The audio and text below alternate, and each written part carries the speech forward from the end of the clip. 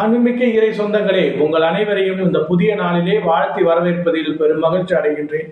இறைவனுடைய ஆசீர்வாதம் அன்பும் உங்களுக்கும் உங்கள் குடும்பத்தில் உள்ள அனைவருக்கும் கிடைக்க சிறப்பாக ஜெபிக்கின்றேன். வாருங்கள், நம் ஆண்டவரோடு சேர்ந்து இந்த புதிய நாளை தொடங்குவோம். தந்தை, மகன், தூய திரு ஆவியின் பெயராலே ஆமென். ஆண்டவர் உங்களோடு இருப்பாராக, உம் ஆன்மாவோடும் இருப்பாராக. ஆன்மீக இறை சொந்தங்களே, இன்று தாயாம் திருச்சபையானது புனித கார்மேல் அன்னையுடைய பெருவிழாவை கொண்டாடுகின்றது. இந்த விழா நமக்கு விடுக்கும் அழைப்பு என்னவென்றால், மனமாற்றமும் ஜெபமாலைக்கு முக்கியத்துவமும் தர வேண்டும் என்று கூறுகின்றது. ஒவ்வொரு நாளும் ஜெபமாலை ஜெபிப்போம். அதன் மூலமாக நாம் இயேசுவை அணுகுவோம். அன்னை மரியாள் நமக்கு வேண்டிய அனைத்து ஆசிரியையும் நிறைவாக தருவார் என்ற நம்பிக்கையோடு இந்த திருவிழாவை கொண்டாடுவோம்.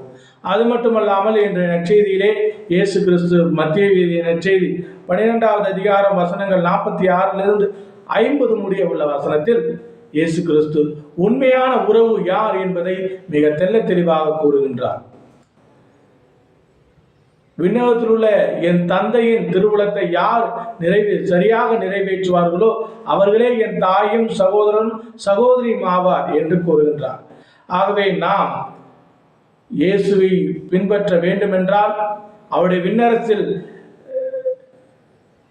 சேர வேண்டுமென்றால், நாம் அவர் நமக்கு விட்டு சென்ற படிப்பினையின்படி வாழ்வோம். அவருடைய வார்த்தையை கடைபிடிப்போம். அவருடைய அன்பு பிள்ளைகளாக இருப்போம். சிந்தித்து பார்ப்போம். இயேசுவோடு சேர்ந்து பயணிப்போம். அவருடைய விண்ணரசை பங்கு கொள்வோம். உண்மையான உறவு என்பது இன்பத்தில் மட்டும் பங்கு கொள்வதில் அல்ல, மாறாக துன்பத்திலும் துயரத்திலும் வேதனையிலும் பங்கு கொண்டு பரஸ்பர உணர்வோடு இருந்து ஒருவருடைய உணர்ச்சிக்கு மதிப்பு கொடுத்து அவருடைய அனைத்து விஷயங்களிலும் நாம் துணை நிற்பதே உண்மையான உறவு.